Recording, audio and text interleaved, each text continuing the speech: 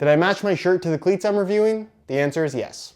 What's going on, guys? Josh from soccerreviewsforyou.com, bringing you my review plus on-feet video of the brand new Nite Crawler pack colorway of the Adidas Predator 18.1. It's kind of the launch colorway with some blacked out bits, which I honestly don't have any issues with at all because I think these look really, really good, especially in person. We'll take a detailed look at the colorway in today's video, and of course we'll go over the tech specs, the performance features, as well as how they fit and feel on feet. So if you're interested in learning more, please stick around, watch the entire video, because really the Predator 18.1, while I wouldn't say that it's underrated, there's not as much hype around the shoes since it first released several months ago, and I really do feel like it's one of the best on offer from the Adidas brand at the moment. So if you want to learn more, please stick around, and if you're interested in a pair for yourself, I'll leave a little pop-up on screen, or you can click the first link down below. That'll take you to the review page on my website, where you'll find buy it now links with exclusive SR4U coupon codes, where you'll be able to pick these up below their normal $225 retail price. Included with the Predator 18.1 is a box,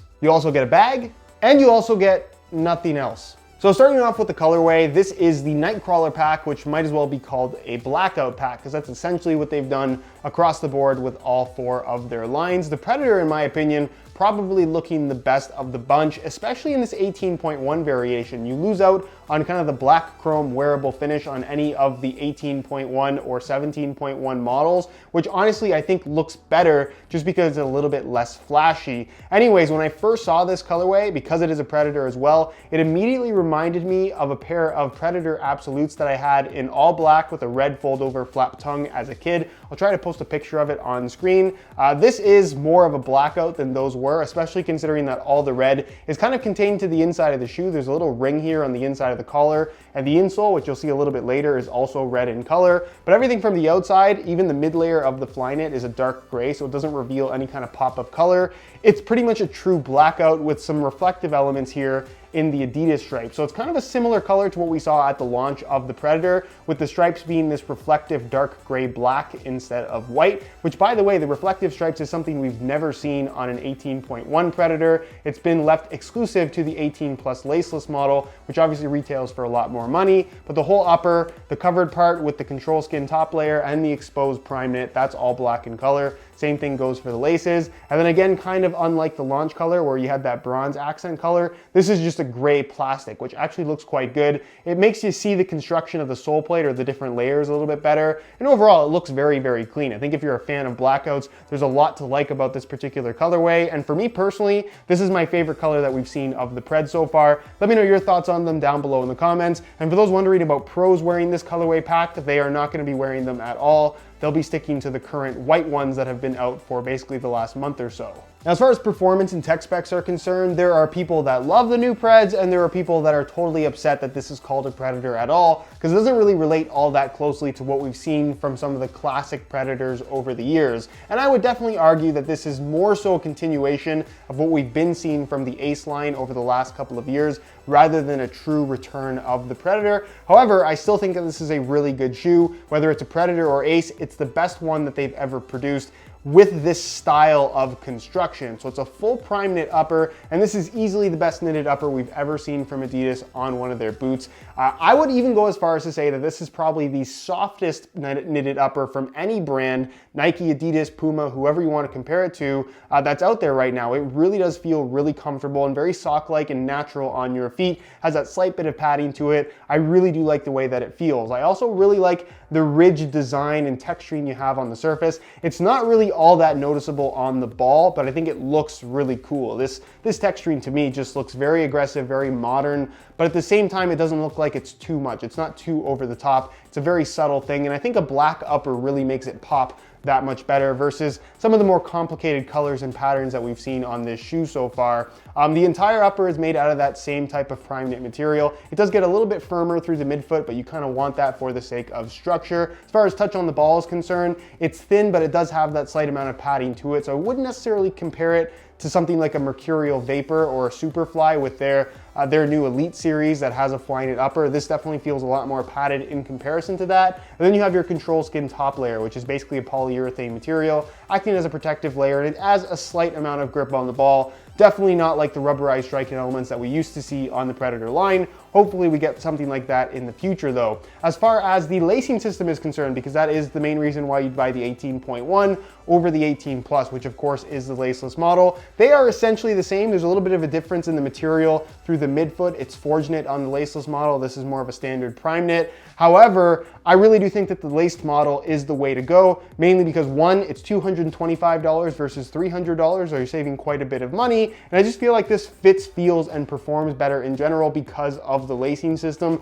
Ultimately, it comes down to preference and what you want. But I think if you're looking for the most snug, most adjustable, I guess most customizable fit, as well as just better responsive and lockdown overall, I personally find these a lot more comfortable. I would go for the 18.1 over the 18 Plus. As far as the collar is concerned, it is a mid-cut design, although I would say that this is probably the least noticeable collar on feet out of everything from any brand. It's got a fairly large opening, and really it's just an extension piece of very, very elasticated material. You don't notice it whatsoever. There's absolutely no period of getting used to the way that it feels, whereas some of the Nike collars, as an example, they tend to fit a little bit more closely to your ankle, and it's something that might feel strange for 20 minutes or so, and then you stop noticing it entirely. This just feels very natural from the get-go, and even though it is a mid-cut shoe, the overall construction feels like that of a low-cut, which I actually think is a very good thing. At the heel, you'll find what is kind of like a mini external heel counter in this little gray piece that kind of lifts up on either side, but there still is some structure to the back right here. It seems like it would be exposed, but it is still relatively hard. Inside the shoe, you'll find a heel liner. That's a really nice, smooth synthetic suede material. Very difficult for me to show you since it's extremely dark in there, but it's got a good amount of padding, and I would say comfort and lockdown in the heel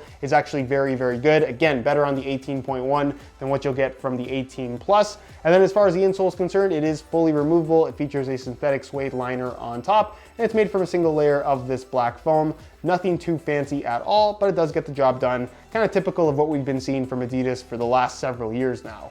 As a base for the boots, you'll find a control frame sole plate, which I would say is probably the most heavy duty out of all the top end models you'll find across the Adidas brand right now. It's got good thickness to it, but still remains nice and flexible. It has an overall very solid feel, and it does add some weight to the boot, which we'll talk about more in just a second. Personally, I don't mind that for this style of shoe though, especially if they are trying to make it feel somewhat like the older Predators. That's probably the most old school Predator element about this shoe, in that it does feel quite solid on your feet. As far as the stud pattern is concerned, the studs themselves have kind of their own unique shape to them. They're kind of triangular, but they also have some more sides to them. But it's the same general layout that you'll find across the entire Adidas brand.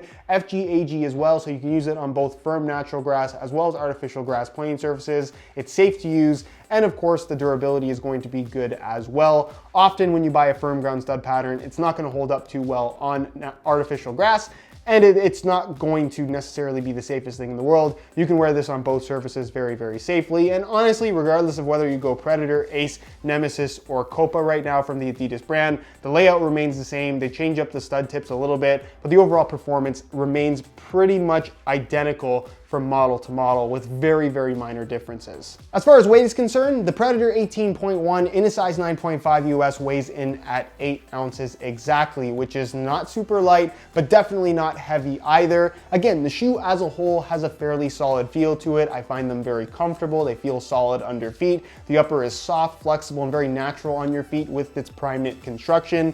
And I think as a whole, for people who are going to be interested in this shoe, probably aren't overly concerned about having the lightest possible boots. If that's you, I'd probably stay away from the Predator line entirely, but if you like a nice, comfortable, solid construction in terms of how the shoes fit and feel on your feet, you're unlikely to have any issues with the weight of the Predator 18.1. All right, so as you can see, I swapped out the stock black laces for some red reflective SR4U replacement laces. And the reason why I went with red is because it is an accent on the inside of the collar. But again, like that Absolute that I mentioned earlier in the video, this kind of reminds me of that with the all black look and then the red across the top. I think it accents really nicely and it does make them a little bit different, even though I think the point is for them to be Blackouts. However, if you're interested in a pair of SR4U replacement laces for yourself, the website to go to is www.sr4ulaces.com. There'll be a little pop-up on screen as well as a link down below in the description. So if you're interested in a pair, be sure to go ahead and check that out. On feet, the Predator 18.1 is extremely comfortable out of the box. Like I mentioned, the prime knit upper is probably the softest knitted upper out of anything out there right now.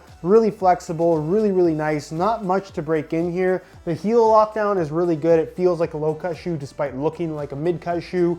Width-wise, they're not really squeezing your foot in any kind of significant way, and the sole plate feels pretty normal underfoot as well. So again, these aren't going to give you too many troubles in regards to break-in. It's more so just a matter of getting used to the way that they fit and feel. As far as width is concerned, they've got a decent amount of width to them. They're definitely not super narrow. I wouldn't say that they're exceptionally wide either, but you do have quite a bit of elasticated area across the top of the foot. So when you do put these on prior to tying the laces tight, they will expand a decent amount. There's not going to be too much stretch out of the upper after some wear time, but for the most part, I think that these will be suitable for most people in regards to width. As far as sizing is concerned, I'd say that they run true to size. My feet are about a 9.25. I'm wearing them here in a size 9.5 US, and the fit is pretty much perfect.